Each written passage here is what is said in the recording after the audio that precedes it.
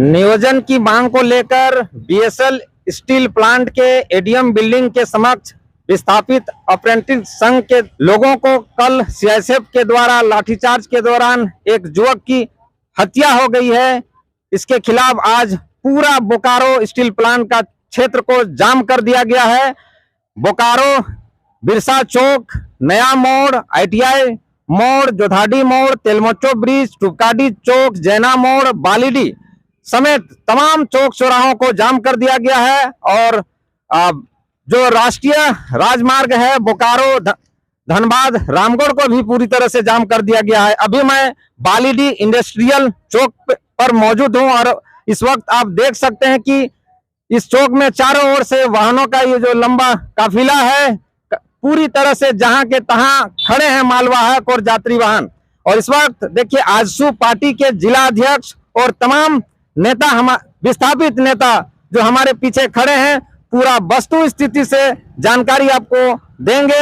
हमारे साथ सचिन महतो हैं जो बताएंगे कि कल की पूरी घटना क्या है और विस्थापितों का क्या मांग है। काफी लंबे अरसे से अप्रेंटिस संघ जो बीएसएल द्वारा प्रशिक्षण प्राप्त है बेरोजगार युवा नियोजन की मांग को लेकर आंदोलन कर रहे हैं, उनकी मांगों को पूरा किया जा रहा है या नहीं।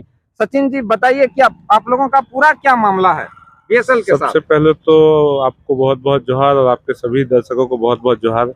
देखिए मामला है कि बीएसएल प्रबंधन ने बोला कि विस्थापित स्किल्ड नहीं है, तो उन्हें स्किल्ड बनाने के लिए उन्हें 2 साल का ट्रेनिंग दिया गया, एक तरह से आईटीआई का ट्रेनिंग दिया गया। और उसके बाद था कि उसका अलग से एग्जाम होगा और उसमें जो एज उस टाइम पे मेंशन किया हुआ था उसी के हिसाब से हर साल एग्जाम होगा और उसी के तहत बहाली होगी। लेकिन बीएसएल ने हमेशा की तरह फिर से वादा खिलाफी की और जिस तरह से एज बढ़ते गया लेकिन ना तो उन लोग का प्रॉपर एग्जाम हो पाया और ना ही वो लोग को प्रॉपर नियोजन मिल पाया। जब पहला इन लोग का एग्जाम होने का था उस समय भी बीएसएल का बहुत नौटंकी हुआ। तब हमारे गिरिडीह के माननीय सांसद श्री चंद्र प्रकाश चौधरी के पहल से उनका एग्जाम हुआ और एग्जाम के बाद फिर एक प्रक्रिया में कुछ लोगों का चयन हुआ था। अभी हाल ही में देखा होगा आप लोगों ने कि बीएसएल में नियोजन आया था जो कि सिर्फ और सिर्फ यहाँ के अप्रेंटिस के विस्थापितों के लिए वो रिजर्व होना चाहिए था। 3rd ग्रेड 4th ग्रेड का वो रिजर्व ना होकर ओपन टू ऑल कर दिया गया, जिससे पूरे भारतवर्ष के छात्रों ने उसे भरा और विस्थापितों से संघर्ष करके किया और उसमें विस्थापितों का हक उन्होंने मारने का काम किया।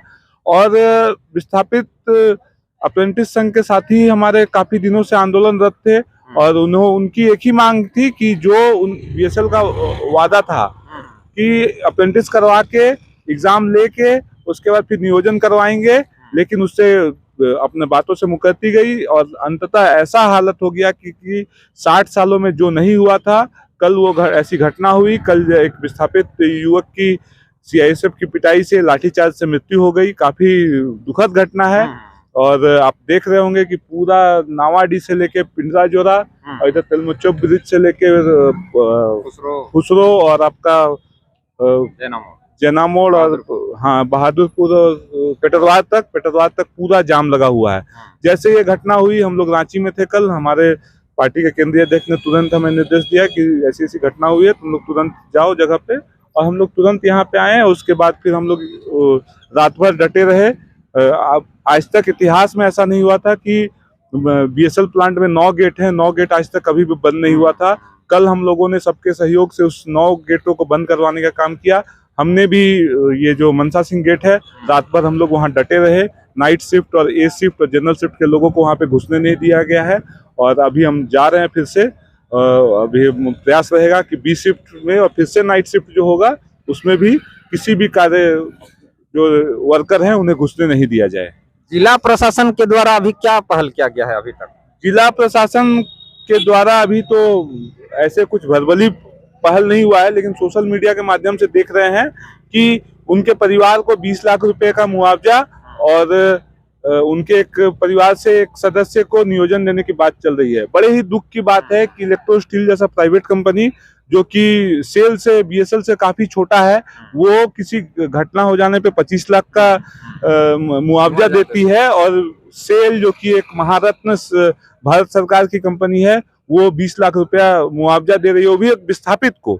एक विस्थापित को 20 लाख मुआवजा की बात कर रही है। ये भी अब कहाँ तक सत्य है मैं इस पे पुष्टि नहीं कर रहा हूँ, लेकिन जो सोशल मीडिया के माध्यम से जो जानकारी मिली है मैं उस पे बोल रहा हूँ। तो बड़े दुख की बात है कि कल हमने आज जमीन दी और बगल में एक प्राइवेट फैक्ट्री है वो 25 लाख दे रहा है, और ये सरकारी फैक्ट्री महारत्न फैक्ट्री ये 20 लाख रुपया दे रहा है। तो कहीं भी से भी ये स्वीकार्य नहीं है, और इसे स्वीकार्य हम लोग करने भी नहीं जा रहे हैं। और जो भी अप्रेंटिस संघ के साथी हैं उनकी भी जो मांगे हैं जब तक वो पूरी नहीं होगी तब तक हम लोग 9 का 9 गेट जाम रखेंगे। ये विस्थापित आप लोग बड़ा ही ऐतिहासिक बंदी किए हैं। आज तक का जब से प्लांट बनी होगी इतना बड़ा चट्टानी एकता और इतना बड़ा जाम और बंदी कभी नहीं देखा गया। कैसे संभव हो पाया? देखिए, सबसे बड़ी बात है कि आप देख रहे होंगे यहाँ पे हमारी पार्टी का बैनर है, पार्टी का झंडा है, लेकिन यहाँ पे इसके अलावा कहीं भी आप देखेंगे तो जितने भी विस्थापित संगठन है, 28 या 29 विस्थापित संगठन है, कोई भी संगठन का सारे संगठन के साथी जो पीड़ित हैं, प्रेम कुमार महतो, शिबू टाणके, उनके परिवार को उचित मुआवजा और नियोजन देने की मांग को लेकर कल से डटे हुए हैं। चाहे वो किसी भी पार्टी से हो, किसी भी संगठन से हो, बस उनकी एक ही मांग है कि जो घटना कल हुई है उसके एवज में उसके पीड़ित के साथ और उनके परिवार को उचित मुआवजा मिले, नियोजन मिले और उचित न्याय मिले।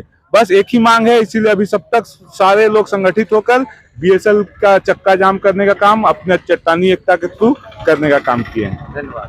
बहुत जिंदाबाद जिंदाबाद विस्थापित एकता जिंदाबाद जिंदाबाद जिंदाबाद विस्थापित एकता जिंदाबाद जिंदाबाद जिंदाबाद आज पार्टी जिंदाबाद जिंदाबाद जिंदाबाद सुरेश कुमार महतो जिंदाबाद जिंदाबाद जिंदाबाद पीड़ितों को नियोजन देना होगा देना होगा देना होगा पीड़ितों को नियोजन देना होगा देना होगा देना होगा विस्थापितों को नियोजन देना होगा देना होगा देना होगा विस्थापितों को नियोजन देना होगा देना होगा।